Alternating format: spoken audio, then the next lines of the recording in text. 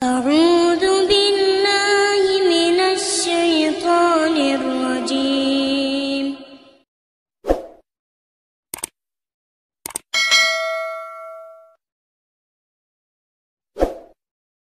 7 sebab mengapa musibah datang bertubi-tubi. Yang pertama, karena banyaknya maksiat.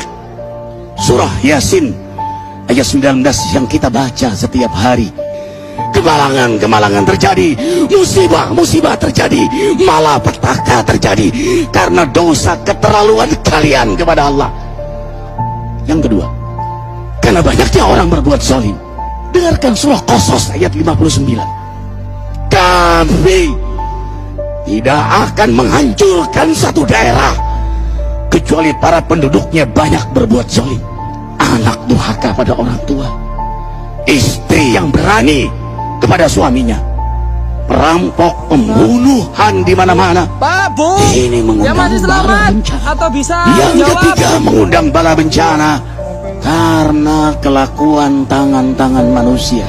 Rum Sampai hancur karena tidak kuat 41 untuk menahan Abu telah tampak kerusakan di daratan dan lautan karena tangan-tangan jahil manusia, agar mereka merasakan akibat perbuatan mereka. Sebagian mereka merasakan akibat perbuatan mereka, agar mereka kembali kepada Allah. Yang keempat, bencana terjadi karena para tokoh melakukan kemaksiatan dan kezaliman. Dengarkan dengan iman, wahai penduduk Indonesia yang mulia, bila kami ingin menghancurkan suatu negeri, kami perintahkan para tokohnya untuk taat kepada Allah, tapi mereka maksiat, tapi mereka berbuat zalim, tapi mereka khianat kepadaku dan kepada makhlukku. Fahaqa alaihil qaul, maka haklah untuk mereka datang bala bencana seperti kaum Ad, kaum Samud, kaum Lut, kaum Nuh. Kami hancurkan sehancur-hancurnya. Siapa tokoh itu?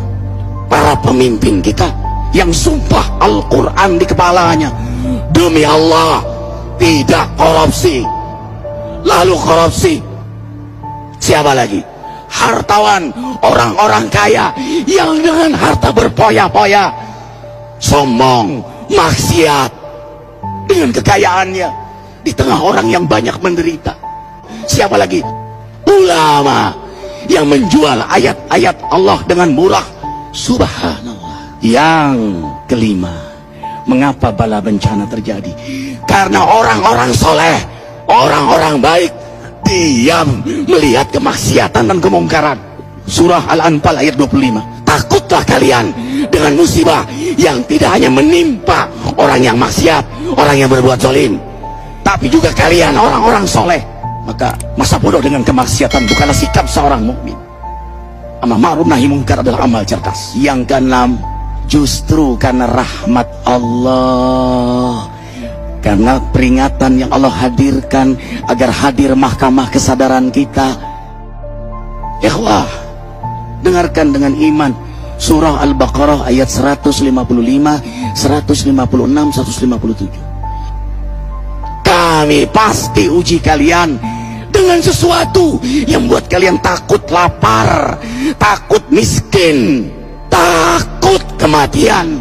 Tapi kabarkan berita gembira bagi hamba Allah yang sabar dari semua ujiannya, yang mereka berkata, sesungguhnya kami milik Allah dan sungguhnya kami akan kembali kepada Allah.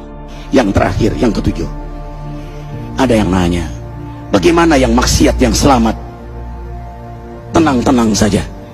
Yang berbuat zalim malah sukses. Di mana keadilannya?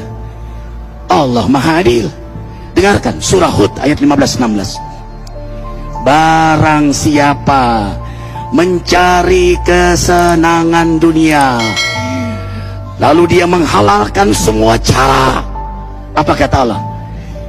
Kami beri, tapi di akhirat tidak mendapatkan secuil pun kenikmatan, malah nikmat di dunianya menjadi bahan bakar azab untuk dirinya. Itulah istidrat. Lalu apa sikap kita sekarang?